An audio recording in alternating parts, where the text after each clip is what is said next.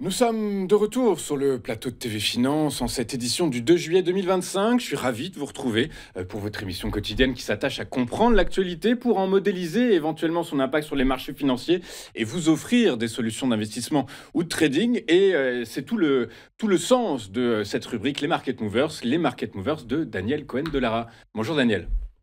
Bonjour Louis-Antoine. Merci Daniel d'être avec nous ce matin. Comme avec Xavier, je suis ravi de vous retrouver de temps en temps, Daniel. Je rappelle Réciproquement. eh ben, c'est très gentil. Je rappelle à ceux qui vous découvrent, ils sont peu, mais vous êtes ancien président de l'Association française des analystes techniques, de l'analyse technique, et aujourd'hui vous êtes, comme vous l'étiez auparavant, mais vous êtes redevenu associé chez Next Momentum, et ici pour nous expliquer comment créer ou aller chercher du rendement. On va commencer avec le titre de Covivio. Covivio, eh bien, le graphique est trompeur, Daniel, si je puis me permettre, puisque vous avez noté des résistances qui peuvent apparaître comme étant des résistances de long terme, qui pourraient supposer une résilience forte du titre, mais il n'en est rien. Si on dézoome, on se rend compte que Covivio part de très loin. Ceci étant, la dynamique à l'heure actuelle semble positive. Oui, tout à fait. Bon, j'ai pris la Covivio, on est sur un graphique qui est sur un an. Bon, première chose que l'on voit, il n'y a pas de tendance de long terme réellement affirmée. On n'est pas non plus c'est dans un range, on pourrait dire qu'on a un support à 41,10, qu'on a une résistance dont on va parler à 53,45, mais les mouvements sont assez erratiques. Donc, pas de tendance de long terme.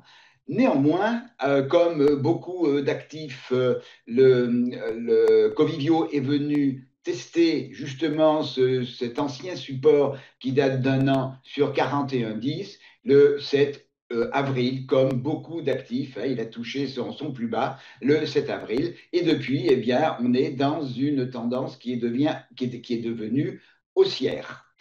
Elle est devenue haussière et on est allé tester pour la deuxième fois, hier et avant-hier, la résistance à 53,45 €. On l'avait déjà testé fin mai, début juin. On était revenu sur un niveau sur le support qui est même un niveau de polarité à 50,40 €. On est dans ce schéma haussier, on a les deux moyennes mobiles exponentielles de plus court terme qui sont support au mouvement. En particulier, moi j'aime bien la moyenne mobile exponentielle 13 parce que lorsque cette moyenne mobile est support à un mouvement, ça veut dire que le mouvement il est fort. Et la 34, elle est un peu plus comment dire, le support de deuxième niveau, le support d'un petit peu plus long terme. Donc j'aime bien le fait que l'exponentielle 13 soit support au mouvement.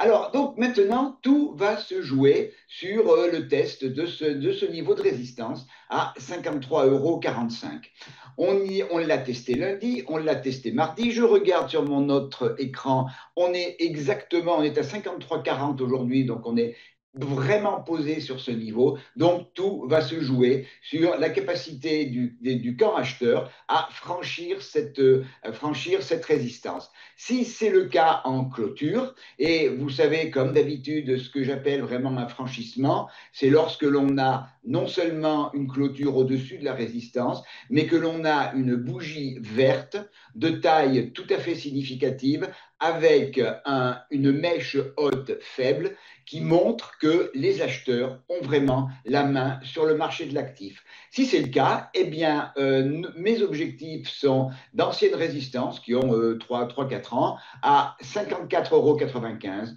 puis 56,55 et 57,30.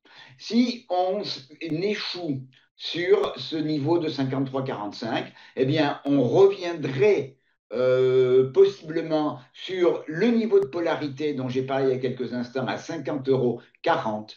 Et si on ne rebondit pas, c'est-à-dire si on casse 50,40 €, eh bien, ce mouvement haussier serait invalidé. Je mettrais bien une petite pièce quand même sur le franchissement, mais je mets une petite pièce. Oui, oui, on comprend, hein. Je n'ai pas votre expérience de l'analyse technique, mais c'est vrai qu'à la vue du graphique, on a l'impression que le titre est plutôt entouré par des acheteurs à l'heure actuelle que par des vendeurs.